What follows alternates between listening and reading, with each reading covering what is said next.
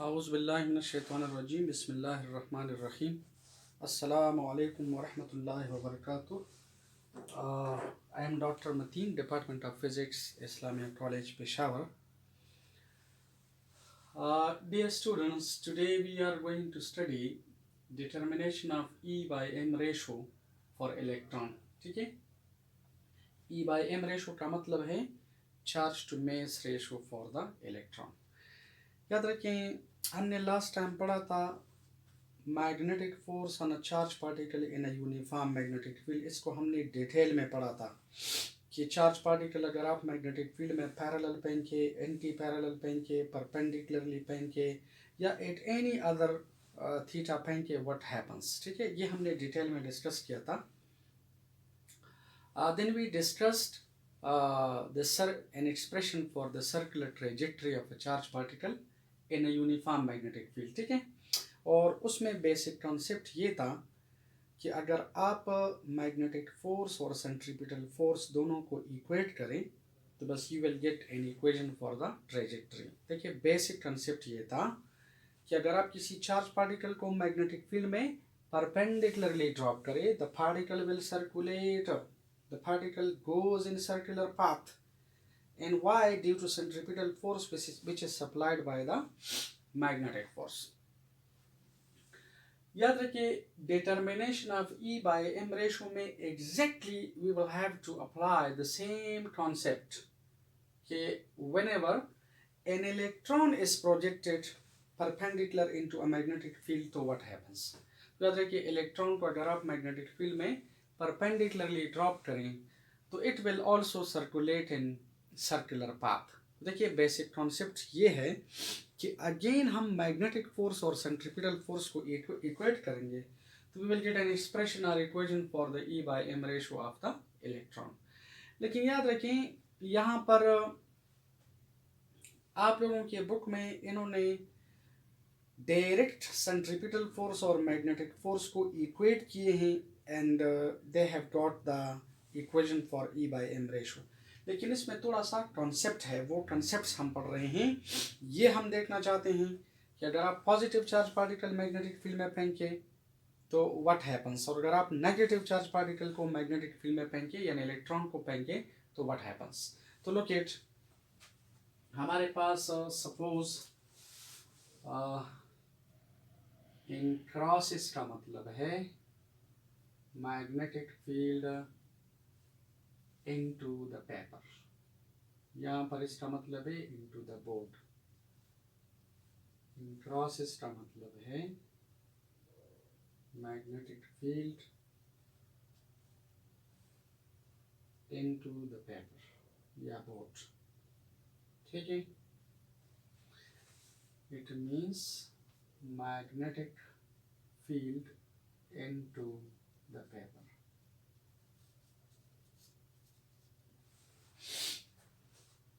अच्छा, याद रखें, अगर आप इस चार्ज पार्टिकल में इस मैग्नेटिक फील्ड में पॉजिटिव चार्ज पार्टिकल फेंकें, देखो अब आपको नजर आएगा magnetic field is in this direction है, डाउनवर्ड। ये चार्ज पार्टिकल है, पॉजिटिवली चार्ज पार्टिकल है, ये वेलोसिटी है। तो आपको पता है जो फार्मूला हमने पढ़ा था magnetic force on charge particle in a uniform magnetic force, तो वो इस तरह था कि this is F sub m is equal to q into v cross b। आप लोग देखिए, इसमें वेलोसिटी पहले है फिर b में बाद में है। ठीक है, तो if you calculate v cross b तो v क्रॉस b किस डायरेक्शन में होगा। लुक इट, अगर चार्ज पार्टिकल पॉजिटिव है और आप इसे इस मैग्नेटिक फील्ड में परपेंडिकुलरली फेंके तो देखिए मैग्नेटिक फील्ड इज डाउनवर्ड और चार्ज पार्टिकल इस डायरेक्शन में है।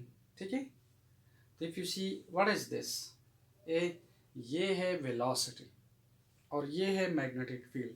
अगर आप v क्रॉस b कैलकुलेट करें according to the right hand rule, वो जो फर्स्ट ईयर में आपने पढ़ा था, v cross b will be in this direction. जो मैग्नेटिक फोर्स है उसका डायरेक्शन वेलोसिटी को परपेंडिकुलर है, मैग्नेटिक फील्ड को भी परपेंडिकुलर है, दोनों के प्लेन को भी परपेंडिकुलर है, ठीक है। तो देखें, अगर वेलोसिटी को आप परपेंडिकुलर फोर्स इस डायरेक्शन में अप्लाई करें, so the particle will go, the positively charge particle will go in the anti clockwise direction. लेकिन याद रखिए, अगर इसी मैग्नेटिक फील्ड में आप लोग इलेक्ट्रॉन को फेंकें, तो रिमेंबर इलेक्ट्रॉन जो है वो एंटी क्लॉकवाइज डायरेक्शन ना क्लॉकवाइज डायरेक्शन में मूव करेगा। क्यों? ठीक है, इसकी तरफ हम आ रहे हैं और फिर कुछ बेसिक प्रिंसिपल्स बना रहे हैं। तो लुक एट, हमारे पास अगर ये है electron gun, this is an electron gun. याद रखिए, electron gun is a device which emits and accelerates electrons. It is a device which is emitting and accelerating the electrons. यानी इलेक्ट्रॉन गन के दो functions हैं। ऐसा device जो electron को emit करती है और फिर इलेक्ट्रॉन को एक्सेलरेट भी करती है। फॉर एग्जांपल देखें, this is a filament and this filament is made of a metal, okay? अगर आप ऐसा करें कि इस फिलामेंट को आप हीट इन वोल्टेज अप्लाई करें, इस फिलामेंट को अगर आप हीट इन वोल्टेज अप्लाई करें तो व्हाट हैपन्स, ये फिलामेंट गर्म हो जाती है। और आपको पता है मेटल्स में देयर आर फ्री इलेक्ट्रॉन्स, तो जब उन फ्री इलेक्ट्रॉन्स को एनर्जी मिल जाती है, हीट मिल जाती है, because heat is a form of energy. तो जब एनर्जी मिल जाती है तो what happens, they are emitted from the matter, okay. And this type of the emission of electrons is called thermionic emission, या इसे कहते हैं थर्मल इमिशन। मॉडर्न फिजिक्स में हम पढ़ेंगे, एक हमारे पास है फोटो इलेक्ट्रिक इमिशन या फोटो इलेक्ट्रिक इफेक्ट। तो फोटो इलेक्ट्रिक इमिशन का मतलब है अगर आप किसी मेटल सरफेस के ऊपर लाइट फॉल करें and electrons are ejected out, तो इसे कहते हैं photo electric emission. But this is called thermionic emission और this is called thermal emission, ठीक है। जब आप इस फिलामेंट को हीट इन वोल्टेज अप्लाई करें तो फिलामेंट गर्म हो जाती है, electrons are ejected out, they are emitted out, ठीक है। और फिर क्या करते हैं, इन इलेक्ट्रॉन्स को एक्सेलरेट इन वोल्टेज अप्लाई करते हैं। देखिए, एक्सेलरेट इन वोल्टेज का ये मतलब है कि अगर इस डिवाइस के अंदर, ठीक है, इस इंस्ट्रूमेंट के अंदर सपोज अगर यहाँ पर एनोड है और यहाँ पर कैथोड है, तो जब आप एनोड और कैथोड के दरमियान वोल्टेज अप्लाई करें तो आपको पता है कैथोड पर नेगेटिव चार्ज होता है, तो cathode will repel the electrons or anode will attract the electrons. So in a sense we can say electrons are accelerated, okay? इस इलेक्ट्रॉन गन को पहले क्या अप्लाई करेंगे, heat in voltage. Heat in voltage का function क्या है, क्या purpose है, वो इस फिलामेंट को गर्म करती है। जब फिलामेंट गर्म हो जाती है electrons are rejected out, is it. और फिर we apply accelerate in voltage। accelerate in voltage का क्या रोल है, इलेक्ट्रॉन्स को एक्सेलरेट करना। तो याद रखिए, जब ये इलेक्ट्रॉन्स एक्सेलरेट हो जाते हैं, ठीक है, they gain a particular velocity, so what happens, these electrons will be moving in this case they will be moving in the, ठीक है, clockwise direction। अब क्लॉकवाइज में ये क्यों मूव करेंगे, इसकी तरफ हम आ रहे हैं, ठीक है। यानी इस मैग्नेटिक फील्ड के अंदर पॉजिटिव चार्ज पार्टिकल अगर एक डायरेक्शन में मूव कर रहे हैं तो नेगेटिव जो है वो ऑपोजिट डायरेक्शन में मूव करेगा, ठीक है। So this is a particular circle जिसका रेडियस है सपोज r, और इस सर्कल में electrons are moving in the clockwise direction, ठीक है। अब ये क्लॉकवाइज में क्यों जा रहे हैं, तो we are coming to this concept कि what is the physics behind this, ठीक है। बहरहाल आप एक दफा फिर सुनी, बेसिक कॉन्सेप्ट ये है कि we will have to compare magnetic force and centripetal force. जब आप किसी चार्ज पार्टिकल को मैग्नेटिक फील्ड में परपेंडिकुलरली फेंकें, तो लास्ट टाइम हमने पढ़ा था the particle will go in circular path, क्योंकि वो जो मैग्नेटिक फोर्स है वो वेलोसिटी को क्या होता है, परपेंडिकुलर, और परपेंडिकुलर फोर्स वेलोसिटी का मैग्नीट्यूड ना डायरेक्शन चेंज करते हैं, therefore the particle will go in the circular path. ठीक है, तो ये हमारे पास magnetic force on a charge particle है। अच्छा, एक बात आप याद रखें कि यहाँ पर we don't consider positive charge, we consider electron. तो इलेक्ट्रॉन पर जो चार्ज है दिस इज माइनस ई। ठीक है, ये आप इधर पुट करें तो magnetic force is equal to minus E into V cross B. याद रखिए, यहां से हम डायरेक्ट भी बता सकते हैं कि अगर पॉजिटिव चार्ज पर मैग्नेटिक फोर्स एक डायरेक्शन में है तो नेगेटिव पर फोर्स ऑपोजिट डायरेक्शन में होगा, क्योंकि आपको पता है from your vector scalar chapter कि magnetic force is a vector quantity, और वेक्टर क्वांटिटी का magnitude can never be negative. This negative sign shows कि ये फोर्स इस फोर्स के ऑपोजिट डायरेक्शन में है। ठीक है, तो एक कंसेप्ट तो ये है कि आप सिंपली बता सकते हैं। देखो मसलन अगर ये मैग्नेटिक फील्ड है which is into the paper, और देखें this is a positively charge particle, अगर ये चार्ज पार्टिकल पॉजिटिव है तो देखें व्हाट हैपन्स, अगर ये पॉजिटिव है, ये वेलोसिटी है, ये बी है, तो V cross B is in this direction. देखिए पॉजिटिव चार्ज पर जो फोर्स होगा वो इस डायरेक्शन में है, तो ये इस वेलोसिटी के डायरेक्शन को चेंज करके पार्टिकल को एंटी क्लॉकवाइज डायरेक्शन में रोटेट करेगा, मूव करेगा।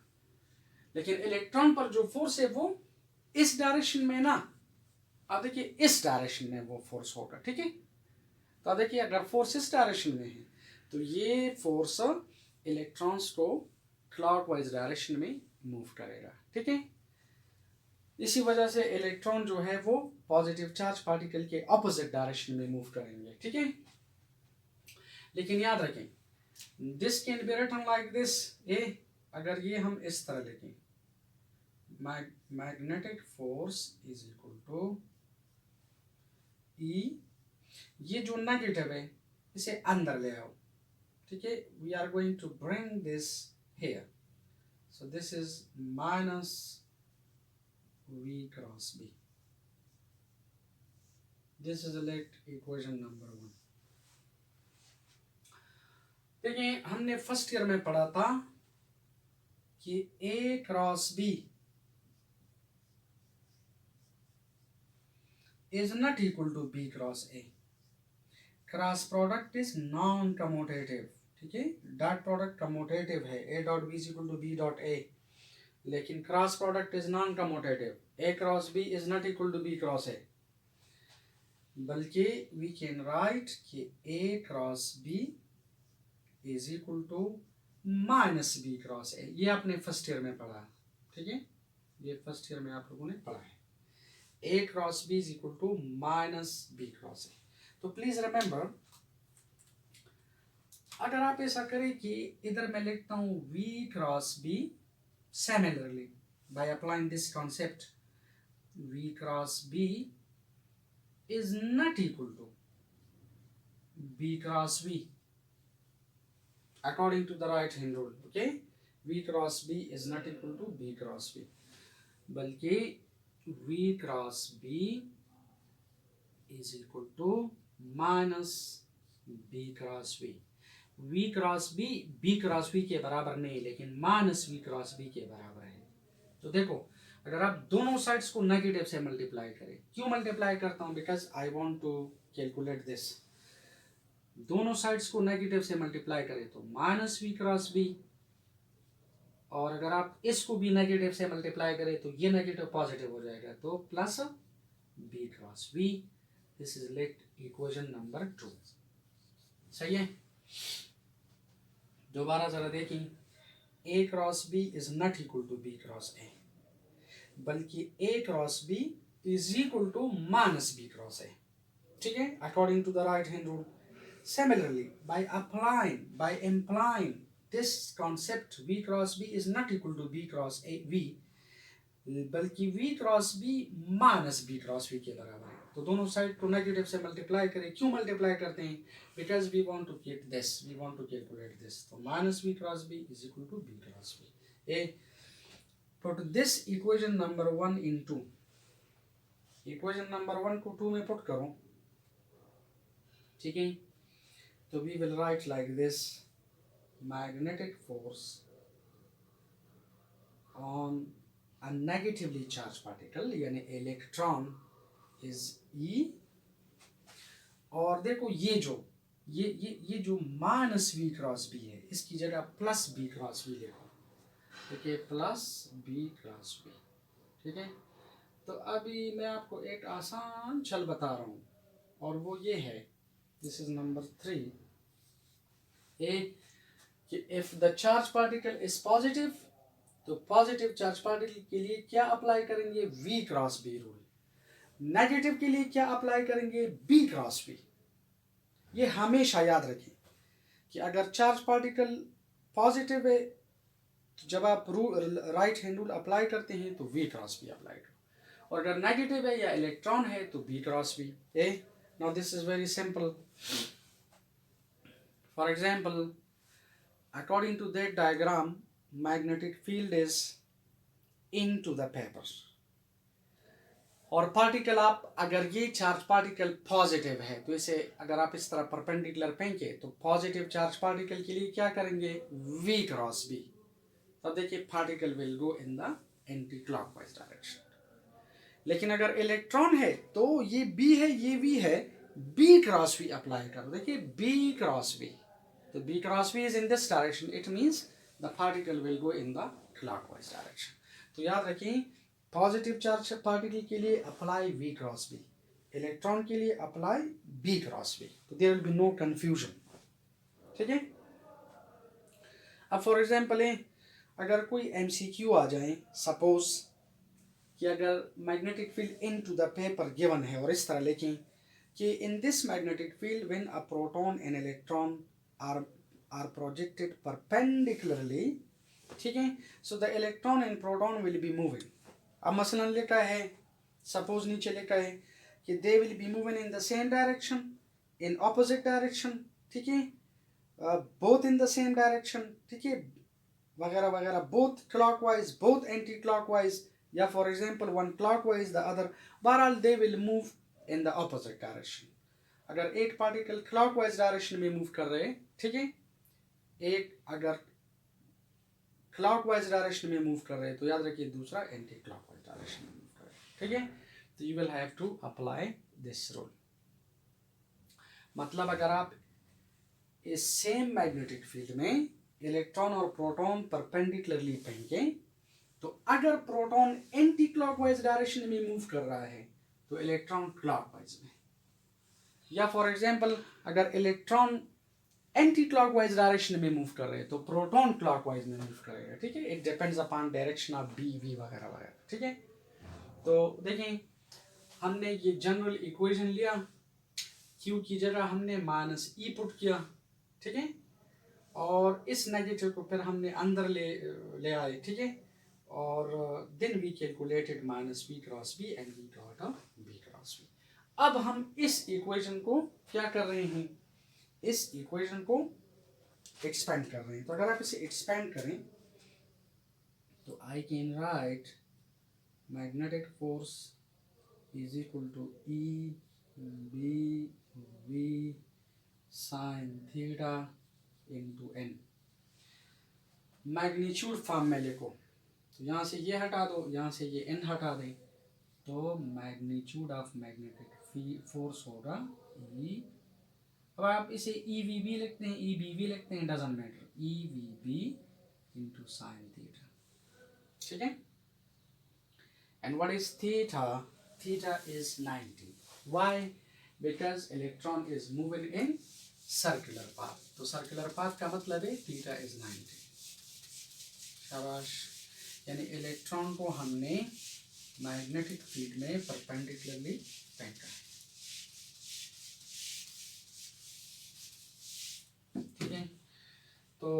magnetic force is EVB sin theta. What is theta? Theta is 90. Sin 90 is 1. So this is the magnetic force acting on an electron in a particular magnetic field. लेकिन ये magnetic force क्या करता है? It supplies a particular centripetal force to the electron, क्योंकि हमने बार बार पढ़ा है कि whenever a body is moving, a particle is moving in circular path, there will be centripetal force, and this centripetal force is supplied by the magnetic force. ठीक है, तो ये जो magnetic force है, it supplies centripetal force to the electron, and centripetal force is mv square by r. This is equation number 5। याद रखिए, आप लोगों के बुक में इन्होंने डायरेक्ट ईवीबी को mv स्क्वायर बाय r के साथ कंपेयर किया है। ठीक है, मतलब बुक में ये प्रोसेस नहीं था, लेकिन दिस प्रोसेस इज इम्पॉर्टेंट। अगर पेपर में क्वेश्चन आ जाए तो please you will have to follow this process, you will have to do this whole process. Okay, और इसमें बेसिक कंसेप्ट ये था कि पॉजिटिव चार्ज पार्टिकल एक डायरेक्शन में मूव करेगा सर्कल में, तो नेगेटिव चार्ज पार्टिकल या इलेक्ट्रॉन ऑपोजिट में मूव करेगा। ठीक है, अब आप ऐसा करें कि इक्वेशन नंबर 4 और इक्वेशन नंबर 5 को कंपेयर करें। शाबाश, इन दोनों को कंपेयर करो तो बस यू विल गेट द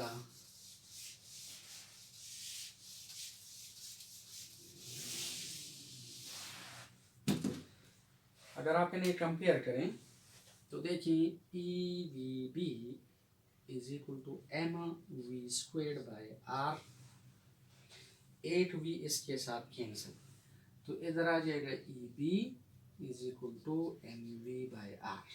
ठीक है, और कैलकुलेट हमने क्या करना है, ई बाय एम, तो ये एम अगर नीचे आ जाए तो डिवाइड हो जाएगा E divided by M, and this is equal to this is equal to V divided by B into R.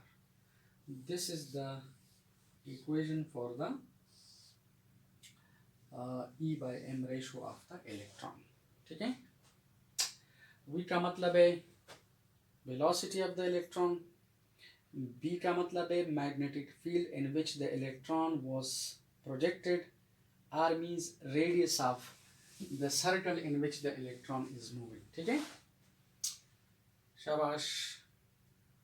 V का मतलब है velocity, B का मतलब है magnetic field, R का मतलब है radius of that particular circle in which the electron is moving। अगर आपको velocity का पता है, R का पता है, magnetic field का पता है, you can calculate E by M ratio।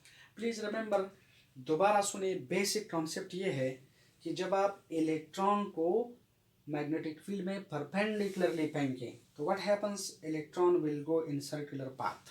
ठीक है, और सर्कुलर मोशन के लिए क्या चाहिए, सेंट्रीपिटल फोर्स। सेंट्रीपिटल फोर्स यहाँ पर कहाँ से आया, मैग्नेटिक फोर्स है।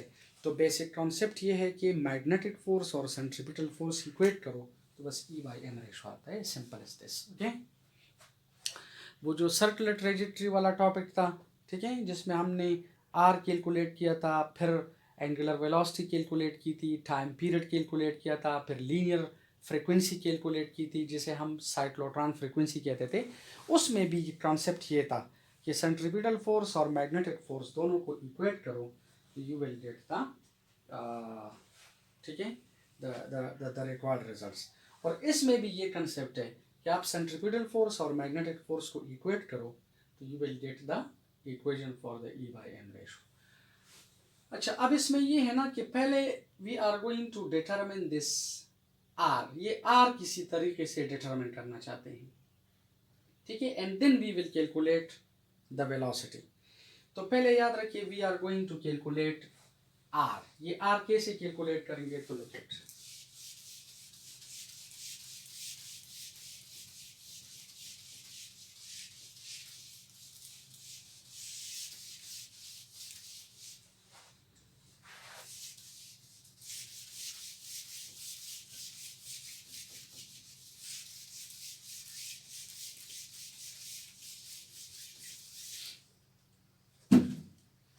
डिटर्मिनेशन ऑफ आर, नंबर 1 है डिटर्मिनेशन ऑफ आर।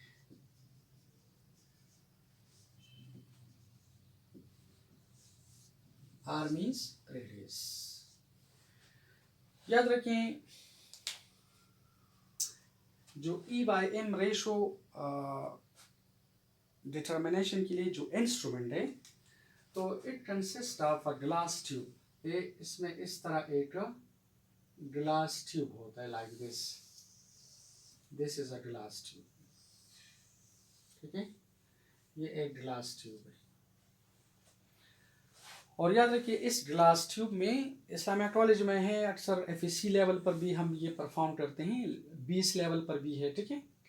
तो ये देखिए इस ग्लास ट्यूब के अंदर an electron gun is fitted, this is an electron gun और दिस इज अ फिलामेंट, ठीक है।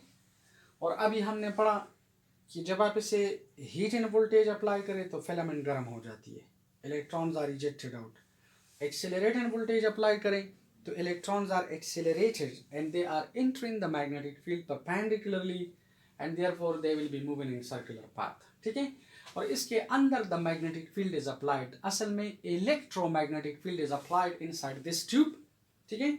और उस मैग्नेटिक फील्ड को हम अपनी मर्जी से कम और ज़्यादा कर सकते हैं, ठीक है, बाय अप्लाइंग द करंट। जब आप करंट ज़्यादा करते हैं मैग्नेटिक फील्ड बढ़ जाती है, करंट कम करते हैं मैग्नेटिक फील्ड कम हो जाती है। ये पूरा अरेंजमेंट इस डिवाइस के अंदर, इस ट्यूब के अंदर मौजूद है, ठीक है। तो जब ये फिलामेंट गर्म हो जाती है तो इलेक्ट्रॉन्स आर इजेक्टेड आउट, और जब आप इसे एक्सेलरेट करें they are entering the magnetic field perpendicularly, और आप देखें they will be moving in circular path. लेकिन याद रखें ये सर्कल हमें in the presence of light नज़र नहीं आ रहा, ठीक है।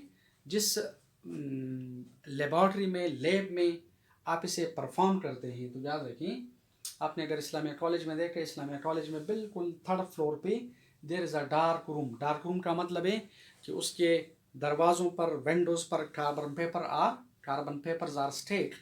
तो जब आप अंदर वाली लाइट ऑफ करें तो बिल्कुल कंप्लीटली अंधेरा छा जाता है, ठीक है।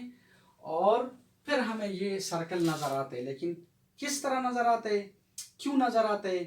क्योंकि इसके अंदर there is hydrogen gas, hydrogen gas is filled at low pressure, ठीक है, hydrogen gas is filled at low pressure. तो व्हाट हैपन्स बेसिकली, देखिए जब ये इस फिलामेंट के इलेक्ट्रॉन्स हाइड्रोजन के इलेक्ट्रॉन्स के साथ कोलिजन करते हैं, देखिए this electron is excited, it is come in here और हेयर और हेयर, किसी भी एक्साइटेड स्टेट में ये चला जाता है। And when this electron is come in back, ठीक है, बाय मल्टीपल ट्रांजिशंस, ठीक है, when this electron is come in back तो energy is released in the form of visible light. तो याद रखिए इस हाइड्रोजन गैस की वजह से, ठीक है, जो लाइट इमिट हो जाती है, इन the presence of that particular light you will see this electronic circle. ये इलेक्ट्रॉनिक सर्कल हमें बिल्कुल, जब अगर आप बिल्कुल ग्रीन वुड ले लें, ठीक है, उसको जला लें तो इससे जो बिल्कुल सबज धुआं निकल जाते हैं, उस धुएं की तरह you will see this electronic beam. तासुचे पुख्तो के तवेम तासुचे शिन लगे वाले और बल के दागे ने चागा तक शिन लुगिउजी, उस लुगी की तरह you will see that the electrons are moving. हमें एक एक इलेक्ट्रॉन नज़र नहीं आता, ठीक है, even with a very high powerful electronic microscope हम सिंगल इलेक्ट्रॉन को नहीं देख सकते, बल्कि we will see a beam, ठीक है। अब क्वेश्चन ये है कि इस सर्कल का रेडियस हम कैसे कैलकुलेट करेंगे। देखिए रेडियस हम कैसे कैलकुलेट करते हैं, इस ऑपरेटस में एक वर्नियर कैलिपर लगा हुआ होता है और उस वर्नियर कैलिपर में एक पॉइंटर होता है। मसलन ये वर्नियर कैलिपर है, इधर इसमें एक मूवेबल पॉइंटर होता है, तो उस पॉइंटर को देखिए for example one pointer is here और दूसरा पॉइंटर मूवेबल होता है। वो मूवेबल पॉइंटर अगर आप इस तरह मूव करें, सपोज इसे इधर ले आए, ठीक है, तो आप यहाँ से लेकर यहाँ तक ये डिस्टेंस मेजर करें तो this will give you the diameter of this circle. और अगर आप इस सर्कल के डायमीटर को 2 से डिवाइड करें तो automatically you will get the radius of that circle. ठीक है, तो याद रखें रेडियस बराबर होगा diameter divide by 2। Let me repeat, ये हमारे पास चार्ज टू मास रेशो का वो ऑपरेटर्स है। इसमें magnetic field is applied which is असल में इलेक्ट्रोमैग्नेटिक फील्ड होती है जो हम करंट से कम ज़्यादा कर सकते हैं। और इसमें electron gun is also fitted. तो this there is a filament. अगर आप इस फिलामेंट को हीट एंड वोल्टेज अप्लाई करें, इलेक्ट्रॉन्स आर इमिटिंग आउट। और अगर एक्सेलरेटिंग वोल्टेज अप्लाई करें, electrons are accelerated, they are entering the magnetic field perpendicularly and then they will be moving in circular path। वो पूरा वो किस्सा आपको पता है। ठीक है, और याद रखिए इस एक्सपेरिमेंट को जब हम परफॉर्म करते हैं तो डार्क रूम में परफॉर्म करेंगे, मतलब रूम के अंदर जो लाइट्स है वो ऑफ करो। तो हाइड्रोजन गैस की वजह से जो लाइट इमिट हो जाती है, जब ये इलेक्ट्रॉन्स आकर फिलामेंट के इलेक्ट्रॉन्स आकर हाइड्रोजन के इलेक्ट्रॉन्स के साथ कोलिजन करते हैं, they are excited, and when they are de-excited due to multiple transition, so what happens, light is emitted and this light is in the form of visible light। This energy is in the form of visible light। So in the presence of that visible light emitted by hydrogen, we can see this circle। ठीक है, तो इसमें there is a vernier caliper, a vernier caliper scale होता है। उस scale के जरिए you can calculate the diameter of this circle। Diameter को 2 से डिवाइड करें तो ऑटोमेटिकली आर आ जाएगा। ठीक है, और इसके बाद इंशाल्लाह नेक्स्ट वीडियो में वी विल कैलकुलेट वेलोसिटी। और इस वेलोसिटी के डिटर्मिनेशन के लिए 2 मेथड्स हैं, तो इंशाल्लाह वो हम नेक्स्ट वीडियो में डिस्कस करेंगे। क्योंकि अगर हम इसमें डिस्कस करें तो this will become very lengthy video. ठीक है, then there will be a problem. तो please if you are having any problem, ठीक है, you can SMS me, you can send me a message through WhatsApp, whatever it may be, you can contact me। Thank you very much।